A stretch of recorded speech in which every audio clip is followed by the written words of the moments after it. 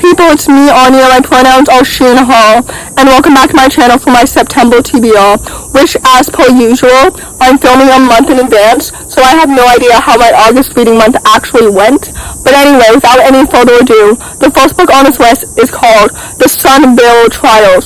For those who don't know, this book is a YA fantasy, and it's marketed as Percy Jackson meets the Hunger Games, and the main character is a transgender boy, if I'm not mistaken, and it's written by the same author who wrote Cemetery Boys and Lost in the Neverwoods, so naturally I'm very, very excited for it. And this book comes out the 6th of September, the very, very first Tuesday, I believe the day after Labor Day in America. But anyway, this book sounds like it's going to be so cool and so awesome. Obviously, we all know that Aiden Thomas is a genius, and anything they write will be absolutely so good and so awesome. And I'm so excited to read more queer fantasies, especially with transgender main characters, because I cannot name the last YA fantasy that I read with a transgender main character. The last one actually that I just thought of is Fire Becomes Her, because technically the love interest is transgender, but the main character was cis. But anyway, the point is, I digress. I'm so excited to read this book. I have such high expectations. Like I've mentioned, Aiden Thomas is so good at writing and crafting characters and world building and romance. So naturally I have very, very high expectations for this book, and I'm really looking forward to it. The next book on this list also comes out the 6th of September, and it is Self-Made Boys. This book is a YA historical fiction retelling of The Great Gatsby, which was one of my favorite classics that I had to read in high school.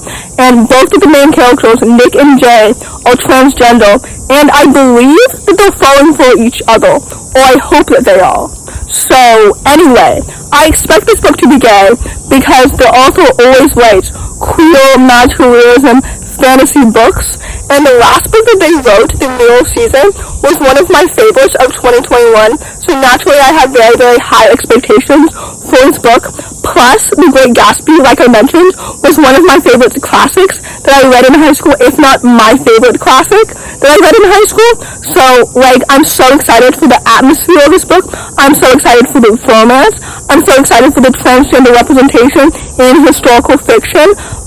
I'm so excited for every single element of this book, and I know that this author will do everything justice, if not make The Great Gatsby so much better, because of course queer people make everything better. But anyway, I digress. The point is, I'm so excited for this book, and I'm really looking forward to it, so keep your eyes peeled for the 6th of September.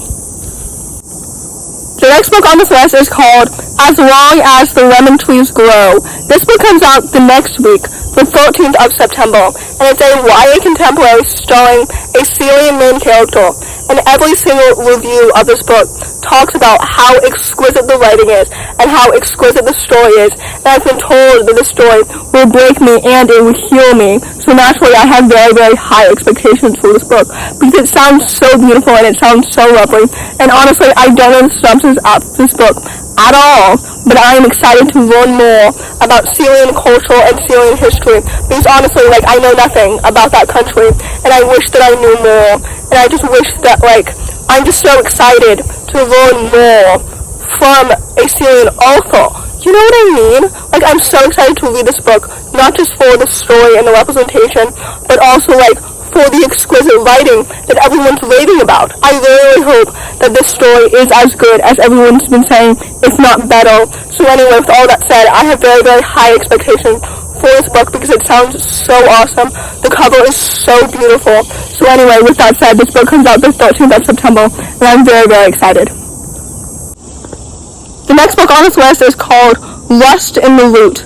This book is a YA historical fantasy that comes out the 20th of September, and it's set in 1937, and it stars black people, and it's written by the same author who previously wrote Dread Nation. And honestly, I really hope that this book is not anti-indigenous the way that Dread Nation was, but I also hope that this book is really rich in the world building and the characters and the plot and the romance and the friendship and everything like that as Dread Nation was. I hope that makes sense.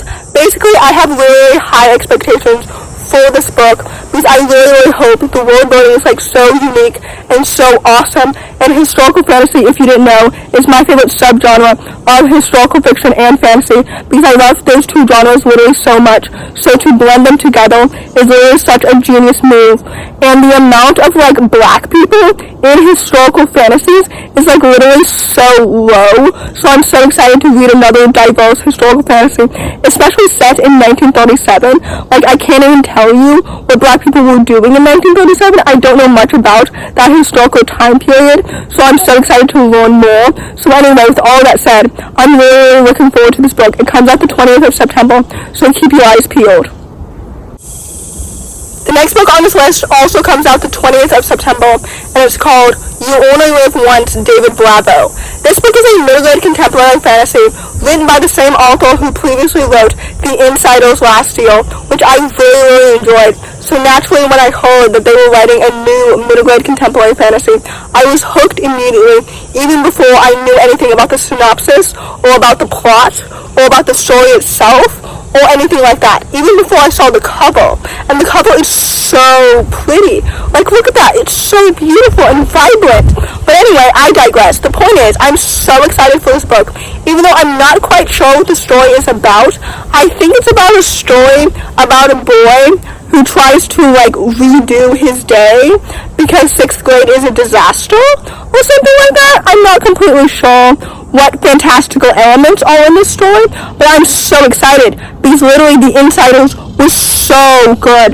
And anyway, middle grade, like, queer fantasies are so awesome and so wholesome. So anyway, I have really high expectations for this book. It comes out the 20th of September, and I'm really looking forward to it. The last book on this list, and hopefully not the least, is called Last of the Talons. This book is a YA Asian-inspired fantasy following a young girl who has to kill the Emperor in order to save her sister, but ends up falling for him instead, which sounds like a typical YA fantasy with an enemies-to-lovers romance, which typically I don't like. And honestly, these newer YA Asian-inspired fantasies have been disappointing me lately, since I didn't really enjoy Daughter of the Moon Goddess as much as everybody else, or 1,000 Steps Into Night, and I recently DNF'd Violet Maid of Thorns, but I really hope that this book is really good and breaks that curse. You know what I mean? Anyway, like, the cover is so pretty, and I know people say don't judge a book by its cover, but I really hope the story inside is just as pretty.